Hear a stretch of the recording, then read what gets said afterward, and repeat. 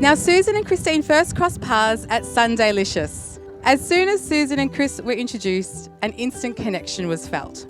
They spoke very briefly that night, both oblivious that this small exchange of pleasantries would soon change their lives forever. As the night was coming to an end, Susan simply said, "Goodbye, Chris."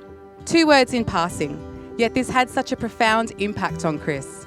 She told me that hearing Susan say her name, it was though her soul had recognised her for the first time, and that there was definitely something there to pursue. So, Chris did what we all do when we meet someone out and about that we kind of like. She found Susan on Facebook and began stalking her immediately.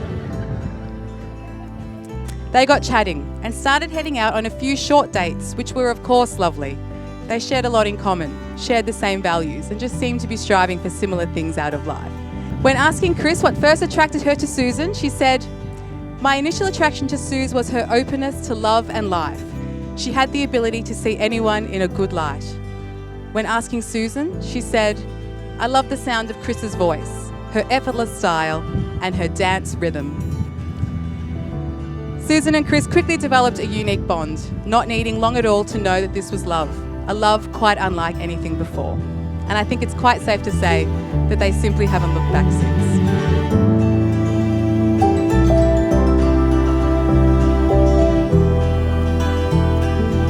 Christine, what a rich and magical journey it has been with you. I never thought I would ever get married or have a baby, but because of you, it felt like the right thing to do. Despite my nonsense, you always loved me. You have a special talent for knowing what I need before I do. Our life flows seamlessly thanks to your mad Googling and organisational skills. I promise to always buy you chippies and feed you. I promise to always nurture you when you're sick, even though you are the worst patient ever. I promise when our resources are being stretched, I will always keep a surplus of me for you. I promise when we're having problems, I will find a bigger emotional toolbox to deal with them. I promise to be the best mummy I can be for our son. And I promise to always love you. May what is free and loving in me speak to what is free and loving in you and guide us on our way. I always remember the first moment my soul recognised yours. Sitting outside at the end of the night of Sundaylicious was when you stood up to leave and said my name for the first time. Good night, Chris.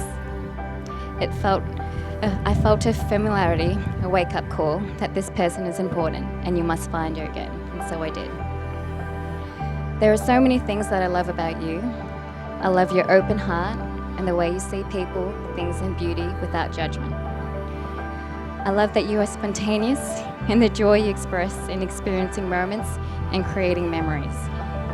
I love your gentle and nurturing nature and the way you look after our family and friends with sincere love and concern. I love that without having any genetic DNA in you, you still manage to be more Asian than me. I love watching you with our son Louis and seeing you grow and become the mum that you are. The funny songs and moves you do to make him laugh, teaching him to love nature and art. You are the silly, fun mum, and I know which one of us he is going to run to in his teenage years.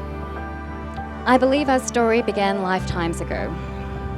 And I remember when a spiritual guide once told you that centuries ago, you and I were Benedict monks who fell in love. From then, I would keep coming back as a Benedict monk looking for you. However, you were off being many lifetimes of gypsy, circus folk and artists, which pretty much sums up our personality today. So to have found you again in this lifetime, I promise to find my way to you wherever your soul may go.